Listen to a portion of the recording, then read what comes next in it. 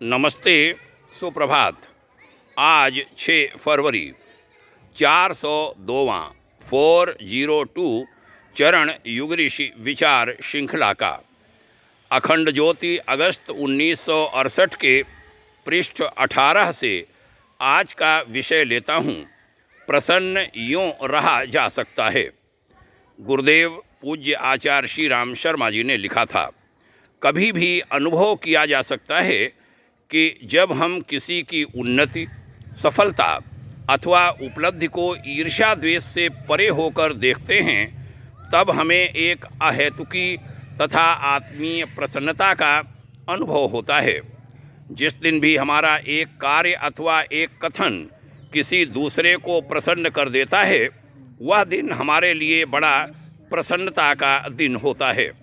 जब हम किसी के लिए कुछ त्याग करते हैं, तब हमारे हृदय में एक अनिर्वचनीय संतोष की पुलकन उत्पन्न हो जाती है। जब हम किसी दुख के साथ सहानुभूति प्रकट करते हैं, तब हमारे स्वयं आंसू निकल आते हैं, जिनमें एक आध्यात्मिक सुख की छाया होती है। इस प्रकार कहना न होगा कि जब हम दूसरे की प्रसन्नता में अपनी प्रसन्नता का एकीकरण कर देते हैं, तब हमारे लिए संसार में किसी भी परिस्थिति में अप्रसन्नता यानी नाखुशी का कोई भी अवसर एवं अवकाश नहीं रह जाता।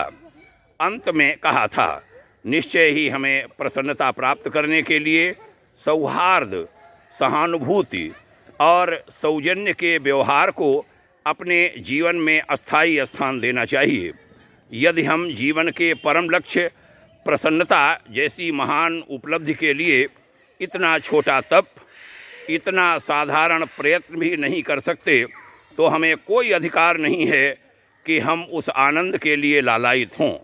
हमें दुखी रहना ही चाहिए और उसकी शिकायत करने की अनाधिकार चेष्टा से विरत होना चाहिए। बहनों और भाइयों, बड़ा ही महत्वपूर्ण था आज का यह लेखांश। मैं अक्सर कहा करता हूँ कि सकल राष्ट्रीय उत्पादकता, जिसको जीडीपी कह देते हैं, उसकी तरह एक सकल राष्ट्रीय प्रसन्नता की अवधारणा भारत में जन्म लेनी चाहिए। हमारे देश में हमेशा लोग खुश रहे हैं, प्रसन्न रहे हैं, अभावों में भी प्रसन्न रहे हैं। सकल राष्ट्रीय प्रसन्नता कैसे हो, यह विषय हमने उठाया है। भाग्योदय फाउंडेशन ने भारत के राष्ट्रपति, भारत के प्रधानमंत्री और नीति नियामकों से भी कहा है, लोकसभा के अध्यक्ष और राज्यसभा के सभापति से, कि कुछ ऐसी व्यवस्था हो। हमने नीति आयोग को भी यह पत्र लिखा है कि कुछ ऐसे प्रयास हों कि भारत में सकल राष्ट्रीय प्रसन्नता की एक अवधारणा को जन्म दिया जाए। हालांकि यह काम धर्मतंत्र का है, अध्यात्म जगत का है, लेकिन सरकार की भूमिका भी उसमें बड़ी हो सकती है कि यह एक अवधारणा भारत में जन्मे। आप भी सोचिए, सभी तरफ प्रसन्नता हो, लोग खुश रहें।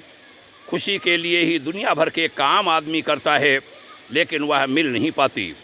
आइए सही प्रसन्नता को जानेंगे, समझेंगे, जुड़ेंगे। ऐसे संकल्प के साथ आज की चर्चा का समापन।